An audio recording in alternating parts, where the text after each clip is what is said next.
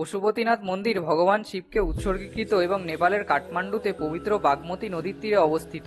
এটি একটি কালজয়ী আধ্যাত্মিক এবং সাংস্কৃতিক প্রতীক। পশুপতিনাথ নামটি এসেছে পশু শব্দ থেকে, যার অর্থ প্রাণী, এবং পতি যার অর্থ প্রভু। ফলস্বরূপ মন্দিরের নাম অর্থাৎ প্রাণীর প্রভু বা সকল জীবের প্রভু অনুবাদ করে, যা হিন্দু ধর্মে শিবের পবিত্র আবাস হিসেবে একটি পবিত্র স্থান হিসেবে এর তাৎপর্য প্রতিফলিত করে। বন্ধুরা, আপনাদের স্বাগত জানাই ফ্যাক্টজেনের নতুন একটি এপিসোডে।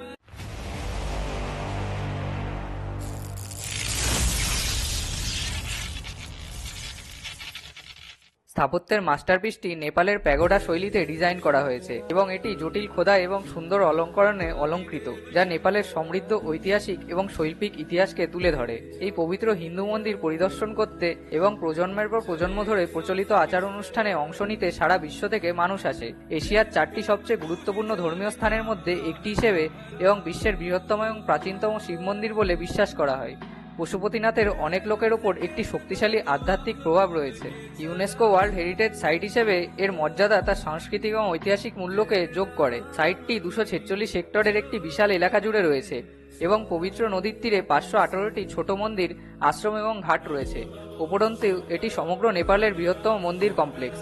মন্দির কমপ্লেক্সটি শুধুমাত্র নেপালের স্থাপত্যের একটি দুর্দান্ত উদাহরণ নয়, এটিতে অন্যান্য গুরুত্বপূর্ণ মন্দিরও রয়েছে যা সৌন্দর্যকে বাড়িয়ে তোলে।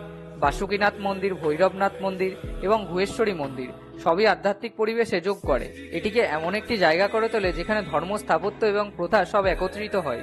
পশুপতিনাথের কাছাকাছি বসে থাকা বা থাকার একটি অনন্য এবং শান্তিপূর্ণ অভিজ্ঞতা রয়েছে। ছন্দময় মন্ত্র এবং আচার অনুষ্ঠান দ্বারা একটি শান্ত পরিবেশ তৈরি করে, যখন বাতাস ধূপের সুবাসে পূর্ণ হয়। একজন নৈমিত্তিক পর্যবেক্ষক বা প্রতিশ্রুতিবদ্ধ তীর্থযাত্রী হোক না কেন, পারিপার্শ্বিকতা একটি নির্বোধী আধ্যাত্মিকতা প্রকাশ করে, যা মনন এবং প্রতিফলনকে আমন্ত্রণ জানায়। মন্দিরের চারপাশের বাতাসে ঐতিহ্য এবং উৎসর্গের অনুভূতি রয়েছে, যা শত শত বছর আগে চলে যায়। নির্মল পরিবেশে ভিজিয়ে পশুপতিনাথ একটি আধ্যাত্মিক আশ্রয়স্থলে রূপান্তরিত হয়, যা সাধারণের বাইরে যায়। আভ্যন্তরীণ শান্তি এবং ঐশ্বরিক সংযোগের জন্য একটি অনন্য সুযোগ প্রদান করে। আসুন আমরা এই আধ্যাত্মিকভাবে আলোকিত স্থানটির অংশগুলি ঘনিষ্ঠভাবে দেখি। পশুপতিনাথ মন্দির প্রায়ই কাঠমান্ডুর প্রাচীনতম মন্দির হিসেবে বিবেচিত হয়। একটি শতাব্দী দীর্ঘ ইতিহাসে রয়েছে, যা 4র্থ শতাব্দীতে লিচ্ছাবি রাজবংশের সময়কালের। মন্দির কমপ্লেক্স পশুপতি হিসেবে ভগবান শিবকে উৎসর্গীকৃত নেপালের পুরনো স্থাপত্য শ্রেষ্ঠত্বের একটি উদাহরণ। লিচ্ছাবি সম্রাটের দ্বারা এর বিকাশ ব্যাপকভাবে সাহায্য করেছিল, যারা একটি পবিত্র এলাকা তৈরি করেছিল যা হিন্দু ধর্মের একটি অপরিহার্য উদাহরণ হয়ে উঠেছে। পশুপতিনাথের মর্যাদা শুধু ঐতিহাসিক নথিতেই সীমাবদ্ধ নয়, এটি প্রাচীন হিন্দু রচনায় যেমন পুরাণে উল্লেখ আছে। অলোক পশুপতিনাথের মন্দির কিভাবে এখানে এসেছিল তা ব্যাখ্যা করে এমন অসংখ্য ঐতিহ্য রয়েছে। একটি গল্প অনুসারে দেবতারা প্রায়শই প্রাণীদের ছদ্মবেশ নিয়ে তাদের মহাজাগতিক কাজগুলি থেকে বিশ্রাম নিতে পৃথিবীতে আসেন।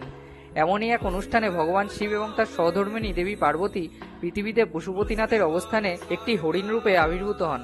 তারা অবস্থানটি দেখে মুগ্ধ হয়েছিল এবং সেখানে অনন্তকাল কাটাতে চেয়েছিল। অন্যান্য দেবতারা অবশ্যই অসন্তুষ্ট হয়ে পৃথিবীতে এসেছিলেন ভগবান শিবকে তার দায়িত্বে ফিরে যেতে রাজি করার জন্য।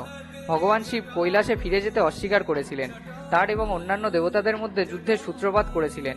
চাপের কারণে শেষ পর্যন্ত তিনি ফিরে যেতে রাজি হন। যাই হোক, তার হরিণাকারে লড়াই করার সময় তার একটি শিং পড়ে গিয়ে 4টি টুকরো হয়ে যায়।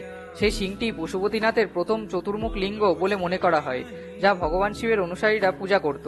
তৎপুরুষ, অঘোড়া, সদ্যজাতা এবং বামদেব হল চতুর্মুখ লিঙ্গের 4টি মুখ। পরে এই লিঙ্গম কোনো এক সময় অদৃশ্য হয়ে গেছে বলে জানা গেছে, যার ফলে তীর্থযাত্রীদের মধ্যে বেশ হইচই হয়েছে।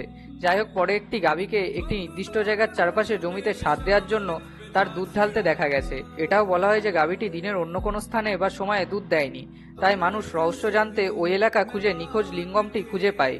ভগবান শিব এবং শিবলিঙ্গকে সম্মান জানাতে লিঙ্গের চারপাশে একটি ছোট্ট কাঠের মন্দির তৈরি করা হয়েছিল। মন্দির কমপ্লেক্সের নির্মাণ ও সম্প্রসারণ বিভিন্ন শাসক রাজার অধীনে সংস্কারের বেশ কয়েকটি পর্যায় অতিক্রম করে।